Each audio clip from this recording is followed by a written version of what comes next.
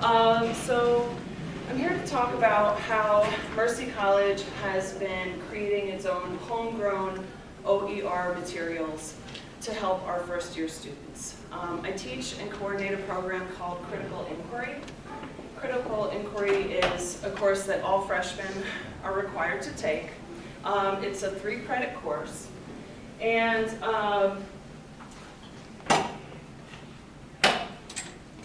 Critical Inquiry at Mercy. Just to tell you a little bit more about it, it assesses these 3 competencies: critical reading, critical thinking, and information literacy. So between freshman year and junior year, the students also take speech, English classes, math classes, and then they take a junior seminar, which is also required. So, Mercy engaged in a self-study through the John Gardner Institute and on the first year experience. And it turns out that there are high failure rates and withdrawal rates in our first year courses, especially the Gen Eds, go figure. So they were branded as killer courses throughout this study. And so I was actually at Rhonda's, I don't know if you guys know Rhonda from Women Learning, and David Lippman took that photo of me last night. I said, I need something that looks like a grade book and me stabbing it. Because that's how the professors started to feel, as if we were, killing off these poor students one by one by failing them. So we needed to take a really critical look at student success and how to foster student success at Mercy. So let's talk about who we teach at Mercy. Most of our students are first generation college students. There's a lot of diversity at Mercy. This is actually a quote from one of our students who took a catch-up course that we developed. And I'll tell you a little bit about this catch-up course for critical inquiry in just a minute. But this is Elizabeth. She's majoring in social work. She loves to help people. She's worked a lot of jobs. A lot of our students work while going to school. She has a child. And a lot of our students are very philanthropic people. They're vet tech majors. They want to be social workers, etc. So let's talk about this catch-up course that we developed. I didn't come up with that name. It may be a little confusing. AIM 2G, Advanced, Immerse, Master to Graduate, or you can just call it AIM to Graduate. So it's an accelerated 2-week summer program that we developed for students who needed more time to master these skills in critical inquiry. So students who did not pass critical inquiry qualified to take that course as long as they met certain criteria. So not just anybody who failed the course could make up for it in 2 weeks. We did have some criteria. They had to come to class, display some effort, and we got buy-in from professors as to which students qualified or deserved this opportunity. So the course content involved in-class activities, modular tutorials, which are the things that we developed, the OER materials that we developed, directive learning with tutors, small peer groups, and some really intense projects involving digital stories and e-portfolios. So they did a lot in those 2 weeks. So to pass, students had to take a pre and a post assessment for each learning module. Critical reading, critical thinking, and information literacy. They had to create a digital story, attend class, etc. Right. So just to give you guys a little bit of context, Brooke and I are part of the Kaleidoscope team, where we're building our own materials, our own OER materials, and Kim Thanos is in charge of that. So in the fall 2012, that's when we got involved with this. Dr. Howard Miller, who is in our School of Ed program, developed some reading modules to meet that learning outcome of critical reading. Basically, the students would read a passage, take an assessment. So they were mainly just textual. The students would read a passage, take an assessment, and then in class, the professor would talk about the assessment with the students. So, the intent was to design open source curriculum modules so that they would be incorporated into a live classroom. The modules are really not supposed to stand alone, though I think as we move along and progress, we may be able to make them useful for online courses. But so far, we use them, we kind of integrate them into our face-to-face courses. Right, so where do we want to go with this? Well, for the next phase, we wanted to transform these modules. As I said before, the reading modules were really just students reading text and taking quizzes. We said, how can we make these more interactive? How can we make these more engaging? More than just doing a digital facelift, as Gardner Campbell says. So we wanted to move them from static to more interactive by adding audio, visual, to engage multiple learning styles. That just says, can you imagine teaching digital literacy using a chalkboard like this? So I think the best way to demonstrate these to you is to share a little morsel of some of the modules that we developed over the summer. So the modules that I developed were to address the critical thinking learning outcomes, and the modules that Brooke developed, and Brooke is our assessment librarian, the modules that Brooke developed address information literacy.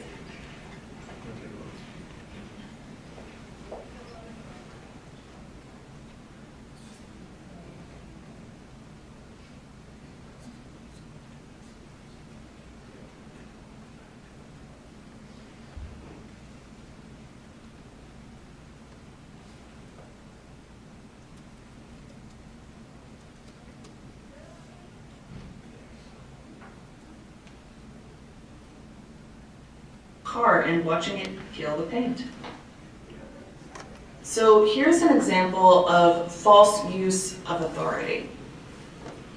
Oftentimes, in an effort to sell both products and ideas, people use a false use of authority. If Katy Perry tells you that Proactive is the healthiest solution to use on your skin, should you believe her and try it right away? Katy Perry may be an expert in vocals or attracting audiences, but is she an expert in dermatology? Although it is possible that Proactive may end up working miracles on your skin, in this case, before making a decision, perhaps a better person to consult with would be a dermatologist. False use of authority occurs when testimony from someone who is not an authority in the field is used as evidence. Let's take a look at another example. You are asked to use a scholarly source to provide information in a research assignment you are doing. You could just Google it and grab something from Wikipedia or the first blog site you land on. The information may even be correct, but one critical question to ask is whether the author is a true authority on this topic or scholar in this field. A better way to assure that you are finding legitimate, carefully vetted information written by experts in the field would be to use a database and refine your search by clicking on the scholarly articles checkbox. So I think that dovetails into information literacy. That was a clever segue. So those modules were really focused on logical fallacies. And some of the modules that our colleague Virginia Coleman-Prisco developed, we really carefully tried to scaffold these, were about modes of discourse, getting students to understand, first of all, what is a fact, what is an opinion, what is an argument. Once they understand what an argument is, and they prove this by taking multiple choice assessments, then they move on to the logical fallacies, etc. So when Dr. Miller and Emily asked if I would be interested in creating a set of information literacy modules for a freshman level class, I was, of course, very, very interested in it. And there was, I can't remember now exactly why, but there was the requisite impossible deadline. Something that had to be done in like 3 days. And part of the interesting part is that we went off and did these things last summer, and none of us knew what the other was doing, because we did them rather quickly. So Emily used that approach. I went off because mostly I was working at these late at night. I needed to find an actor who would work without complaint 3 o'clock in the morning. So I found this fellow here. The critical inquiry was particularly interested in addressing issues of plagiarism, citation, attribution, that type of thing. So I'll show you really just a very brief clip from the module that deals actually with that. And all the images were Creative Commons CC BY. In academic writing, though, using someone else's work without credit is still a no-no. A big no-no. A great, big, honking, ugly no-no. Plagiarism can get you busted in a number of ways, and none of them are good. Failing your paper, failing the class, put on academic probation, even expulsion from the college. In short, something to be avoided. As a rule of thumb to stay safe, anything in your paper or project that had any help or support from an outside source, credit the source. Let's take a look at the most common. That was a particularly emphatic passage. If you've taught kids, particularly freshmen, you know, you tell them, then you tell them again, then you tell them again, and still they don't get it right. But then we led into other areas about what plagiarism is, particularly in a mashup culture, and then areas of citation, attributing your sources, giving credit where credit is due. So we made this information literacy series of 3, and there were 2 others that were about how to basically basic database navigation and also locating authentic sources also.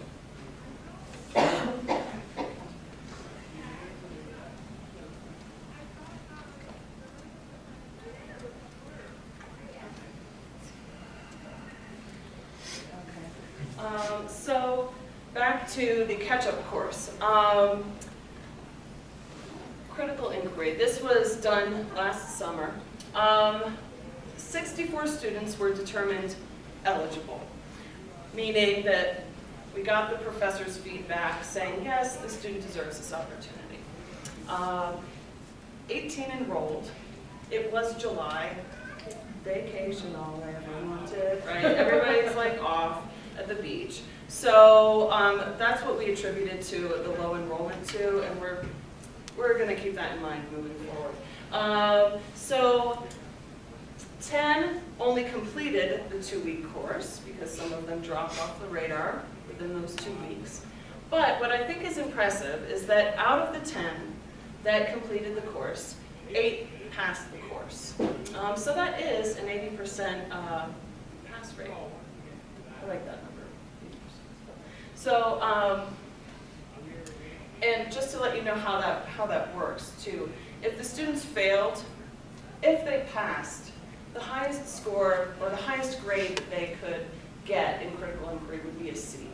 So basically, we say, okay, if you passed, if you earned an A, say, within these 2 weeks, we would average that with the F that you earned last semester. And then you end up with a C. This course was free, by the way, so this was a nice option for students instead of having to retake the course again and pay for taking the course again. So it was a free course. So this is some of the student feedback that we got. You know, a lot of them found it difficult to wake up at 7 a.m.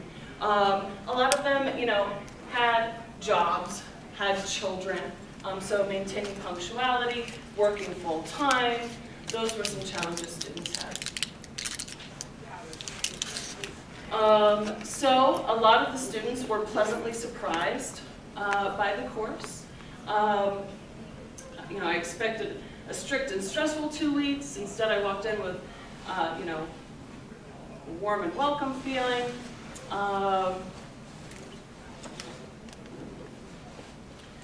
Right, so what did you like or dislike about the course? Well, some of the students actually liked the learning modules, so that was refreshing. I found the video with the animation very helpful, one student said. This experience showed me how to look at the world in a different way. So, what did you like, dislike about this experience? Well, they liked that we made them think about their own thinking. They liked doing the self-reflection. The students actually had to do an exercise where they learned about their own learning style, too. So, by the students understanding whether or not they're a visual learner or an audio learner or kinesthetic learner, that also helped the students reflect more critically about why they liked certain learning modules. Because the learning modules did try to address the multiple learning styles. Okay, and they really liked that it's free. So, you know, the course was free, but also we didn't make them buy textbooks. So they would recommend it to others. Some major lessons that they can take away from it. Well, again, they love that it's free, right? One student says, I have a better understanding of what I'm thinking and how I think.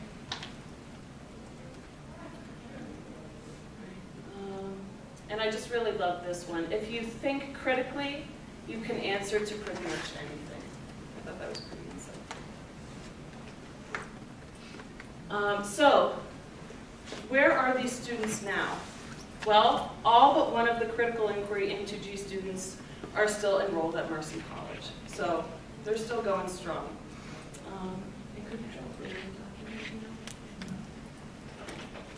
So I just want to give you a little bit more feedback that the students provided about the modules. So that was basically feedback about the course. I know this is kind of crude. I had to take this from an Excel document and it was kind of a nightmare. But the likes and dislikes about the modules. The likes actually far outweigh the dislikes because you'll see that this document is actually like 3 pages long. And the dislikes pretty much end on page 1. So I found the Prezi most engaging, one student said, because it explained the definition of something followed by examples and pictures. Let's see. Oops, I should have put that one in the other column. Oh, well. The Prezi was most beneficial because it wasn't just talking or just words. It had talking and words and pictures explaining why. It was helpful because the tests wouldn't give you the wrong answers, and I would be confused about it until we went over it in class. Okay. So we integrated the modules into the class. We would have the students, we would give the students a lesson. The students would go home then, review by watching the video tutorials, and then they would take the assessments the next day in class. We would go over the assessments together and, go through the questions together. Why did you answer it this way? Or which ones can we eliminate here, etc. Then we would give the students another chance to take the assessment. But we were kind of building the ship as we were rowing it because we decided, wait, it doesn't make any sense for the students to take the same exact test again, right? Because then they're just memorizing the answers.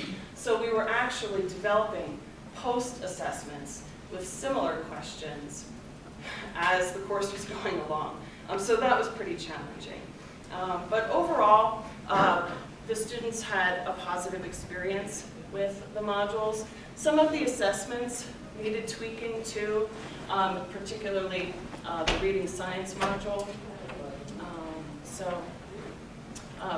And you'll see that as far as the dislikes, a lot of the students don't like the critical reading modules.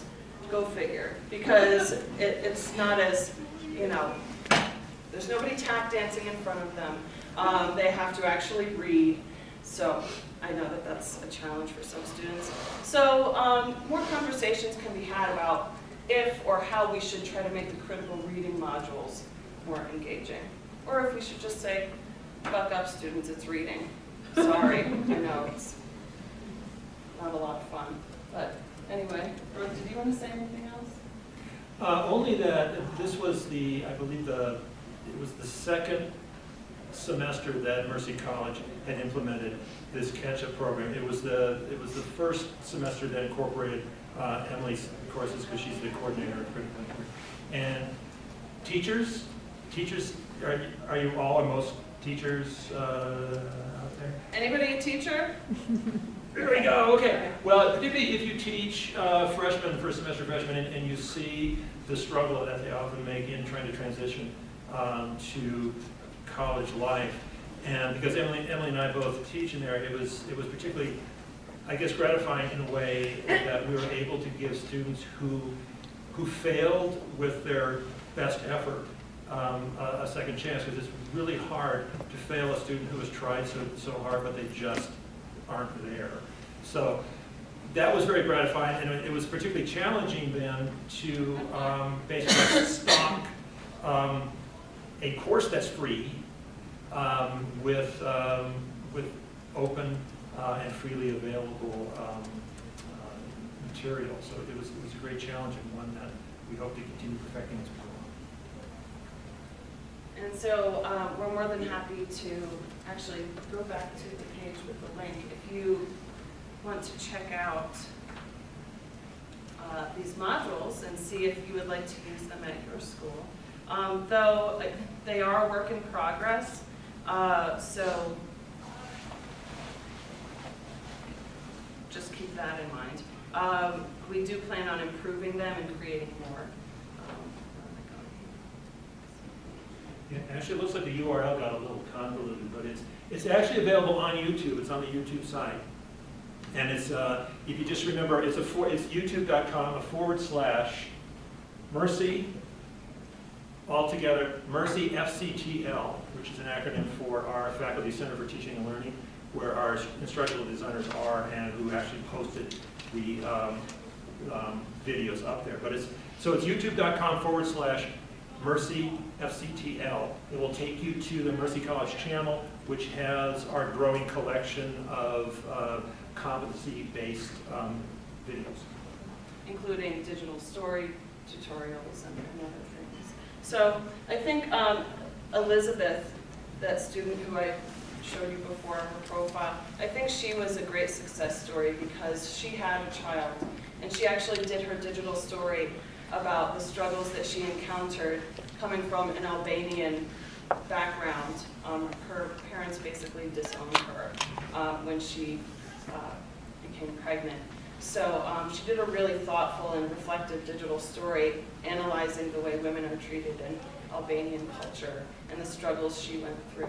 And that student was actually deemed ineligible by the professor, but the professor responded too late, and we had already allowed her into the course, and she ended up being a great success. So overall, the experience, I think, was very gratifying, and very gratifying to get mostly positive student feedback. But we're going to look very critically at the critical student feedback when revising the modules. So have you thought about taking some of those artifacts that students created, so like that visual story that you just talked about, and making those open and available, so in a sense, those open resources are then accessible to other students and actually beneficial? Absolutely. Right now, well, we're working with Digication. So a lot of the students' digital stories are in e-portfolios, and other Mercy students can access them. The students have the option to either make them private within Mercy, or open to the world. Right now, I've noticed that it's difficult to get students to be confident enough to share their work with the world. Though I have had some students post their digital stories to YouTube. But yes, I think that Mercy is slowly trying to move in that direction and make more organized repositories. And yes, I think if we could organize a repository in YouTube or on the fitness site of student digital stories, that would be excellent. I had actually presented at the International Digital Storytelling Conference in Turkey last semester, and I shared some excellent student digital stories, and I would love to make them more broadly available. Other questions? Wow. Bueller? We brought it in Oh. 60 seconds early. Yes? So these materials are available, like, have you licensing Creative Commons, licensing the materials, the modules you've made? Yes, well, you can find them on that website, and all of the images that I used in my Prezi were Creative Commons, so. The licensing, Creative Commons licensing information is actually available beneath each video on this channel. You can see where it's actually, it has the licensing on Did you have a question? Oh, I just wondered if the modules were entirely contained in YouTube, or if there was something on your site too, but it's entirely contained in YouTube? Well, what is it? It's a YouTube channel for Mercy, is that Yeah. it? Or- It's actually part of the YouTube site, Yeah. but all of the Mercy College, it's like any business or corporate or private channel on YouTube. Yeah, You can actually, set up your own channel where it's exclusively your own material. But when you talk about the modules, that's all.